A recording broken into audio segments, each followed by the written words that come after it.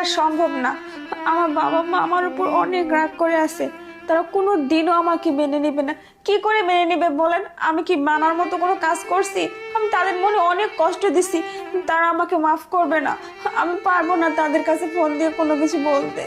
আপনি একটাবার ফোন দিয়েই দেখেন, তারা হয়তোবা এতদিন আপনার অপেক্ষায় ছিল, তারা হয়তোবা আপনাকে হারিয়ে ফেলার পরে আপনার কথাই তাদেরকে মনে পড়তেছে বারবার, তারা আপনার জন্যই অপেক্ষা করতেছে, আপনাকে হয়তোবা পাগলের মতো খুঁজতেছে, এতদিনে হয়তোবা মাফ করেও দিয়েছে। আপনি একটাবার ফোন দিয়েই দেখেন না কেন, আপনার বাবাকে ফোন দেন, দেখেন সে কি বলে। কি বলতেছেন আপনি? এটা কি করা ঠিক হবে?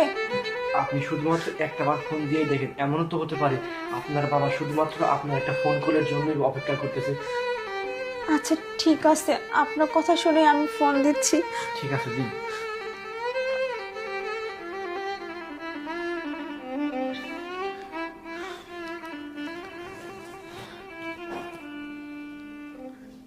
হ্যালো বাবা।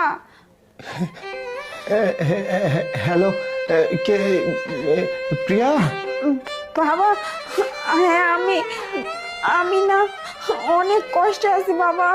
আমি তোমাদের কথা না শুনে যে ভুলটা করছি তার শাস্তি আজকে আমি পাচ্ছি বাবা। মা মা মা, তুই কোথায়? মা তুই কোথায় বল। বাবা, আমি যদি তোমাদের কাছে ফিরে যেতে চাই তোমরা কি আমাকে মাফ করবে বাবা? মা, তোকে আমি দেখার জন্য দিনের পর দিন তোর বড় ভাই সহ যেখানে শহরে আছে প্রত্যেকটা লোককে আমি লাগিয়ে দিয়েছি যে আমার মেয়েটা কোথায় আছে, আমি এক নজর তাকে দেখব। আমি তোর চিন্তায় অসুস্থ হয়ে আমি বিছানায় একদম শয্যাগত হয়ে গেছি। মা, মা রে, তুই কোথায়? মা, তুই আমার পথে অভিমান করে তুই ভুলে গেলি, তুই আমাকে একটা কল পর্যন্ত দিস না, আমি কল দিলে তুই কেটে দিস। মা, মা তুই কোথায়? মা, তুই আমার কাছে চলে আয়। মা, আচ্ছা বাবা ঠিক আছে, যেহেতু তুমি আমাকে ক্ষমা করে দিছো আমি অবশ্যই তোমার কাছে যাবো বাবা। আমার ভুলটা মা, বুঝতে পারছি। আমি ক্ষমা করে দিয়েছি। মা, তুই ছাড়া আমার কে আছে বল?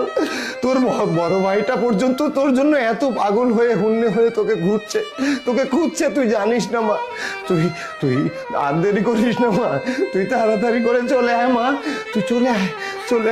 আচ্ছা বাবা ঠিক আছে, এখন রাখি তাহলে আমি আচ্ছা ঠিক আছে মা, ঠিক আছে। ভাইয়া, আপনাকে যে আমি কি বলে ধন্যবাদ দেবো সে ভাষা আমার জানা নেই। আপনার জন্য আমার বাবা মার সাথে যোগাযোগ করতে পারছি আর তারা আমাকে গ্রহণ করতে রাজি হয়ে গেছে। আপনাকে অনেক ধন্যবাদ। ঠিক আছে, দেখছেন আমি বলছিলাম না আপনার বাবা মা হয়তোবা এতদিন আপনার অপেক্ষায় ছিল, তাদের কাছে। হ্যালো বাবা।